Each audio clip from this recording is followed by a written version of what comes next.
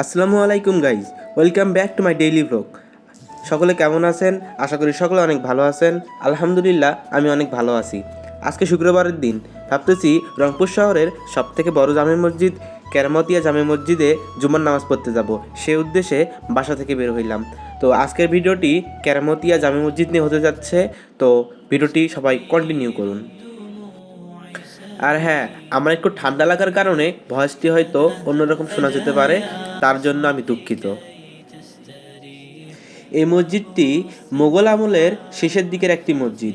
রংপুর শহরের কাচারি বাজারের দক্ষিণ পাশে এটি অবস্থিত।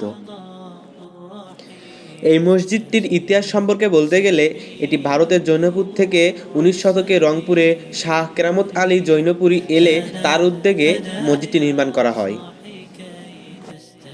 মসজিদটি একটি আয়তাকার মসজিদ, 3টি উঁচু গোলাকার গম্বুজ বিশিষ্ট এবং প্রতিটি কোণে অষ্টভুজাকৃতি স্তম্ভ রয়েছে, যার উপরে শোভা পাচ্ছে কিউপলা।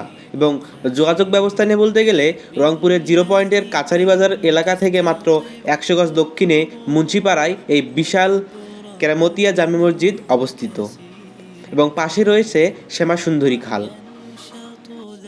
আজকে শুক্রবারের দিন, সাপ্তাহিক বন্ধের দিন, তাই আজকে মসজিদটিতে প্রায় অনেক লোকজন দেখা যাচ্ছে।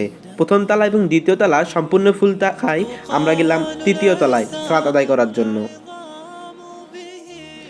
আর এই কেরামতিয়া মসজিদের ধারণ ক্ষমতা সম্পর্কে বলতে গেলে এখানকার ধারণ ক্ষমতা হচ্ছে প্রায় 3000 সালাত আদায়কারী একসঙ্গে সালাত আদায় করতে পারবে।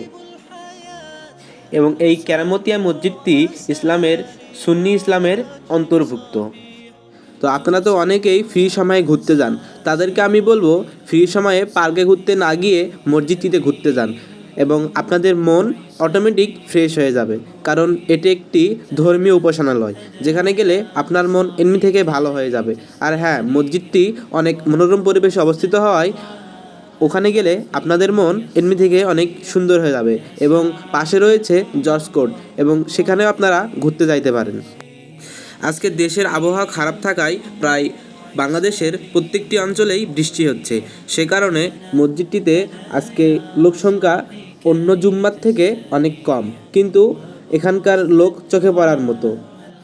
তো গাইজ, এতক্ষণ তো অনেক কথাই বললাম, তো এখন একটি মজার ঘটনা বলি। নামাজ পড়ে বের হওয়ার পরে দেখলাম সেখানে তবারক দিচ্ছে এবং আমিও গেলাম সেখানে খুব খুশি হয়ে তবারক নিতে। কিন্তু তবারক নেওয়ার পর দেখি আমার একটা স্যান্ডেল নাই। কী বলবো, দুঃখের কথা, ফ্রিতে খাইতে গিয়ে স্যান্ডেলটা হারাইলাম। যাই হোক, তবারক পাইছি, এটাই অনেক। ওই যে কথায় আছে না, কিছু পেতে গেলে কিছু দিতে হয়, হয়তো তাই ঘটলো আজকে আমার সাথে। খুরমা নিতে গেলাম আর এদিকে আমি স্যান্ডেল হারাইলাম। তো গাইজ, আজকের ভিডিও এই পর্যন্তই।